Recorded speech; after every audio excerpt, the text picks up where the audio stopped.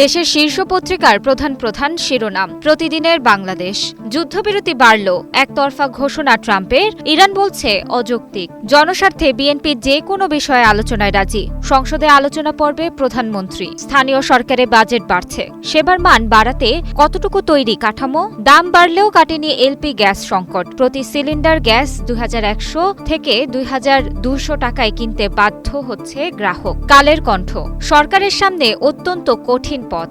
লোডশেডিংয়ে কাবু জীবন, শুকিয়ে যাচ্ছে ক্ষেত, তেলের জন্য শ্যালো মেশিন নিয়ে পাম্পে কৃষক। ভিক্ষুক বাস্তুহীন ছাড়া করের কোপে সবাই। কর দিতে হবে 1 টাকার সম্পদের উত্তরাধিকারীকেও। যুগান্তর। ভোটের জন্য প্রস্তুত 1400 প্রতিষ্ঠান। স্থানীয় সরকার নির্বাচন তফসিল ঘোষণার উপযোগী। দেশের স্বার্থে বিরোধী দলের সঙ্গে আলোচনায় বসতে প্রস্তুত সরকার। সংসদে প্রধানমন্ত্রী। লোডশেডিংয়ের বিস্তার রাজধানীতেও। তীব্র গরমে বিদ্যুতের চাহিদা বেড়েছে।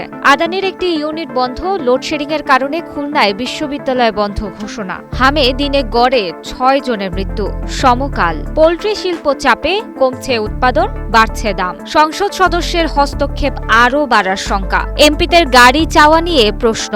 রাষ্ট্রের খরচও বাড়বে। চালক, জ্বালানি ও মেরামতের জন্য বিপুল ব্যয় হবে রাষ্ট্রের। 10 বছর পর সাবেক সেনা সদস্য গ্রেফতার, 3 দিনের রিমান্ডে। তনু হত্যা মামলা, ন্যায় বিচার দাবি পরিবারের। ইত্তেফাক। 12 ডিআইজি সহ পুলিশের 13 শীর্ষ কর্মকর্তাকে বাধ্যতামূলক অবসর। ডিআইজি সহ 19 কর্মকর্তাকে বদলি ও পদায়ন। যুদ্ধবিরতির মেয়াদ বাড়লেও বৈঠক নিয়ে সংকট কাটছে না।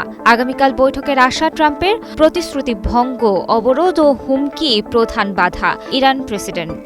জ্বালানি সংকটে উদ্বিগ্ন বিদেশি ক্রেতারা। পোশাক খাতে অর্ডার কমছে। প্রাক বাজেট আলোচনায় ব্যবসায়ীদের সুপারিশ। ফ্যাসিস্ট আমলের অর্থ পাচার, দুর্নীতির শ্বেতপত্র প্রকাশ হবে। অন্তর্বর্তী সরকারের সময় হামের টিকা আমদানি করা হয়নি। সংসদে প্রধানমন্ত্রী।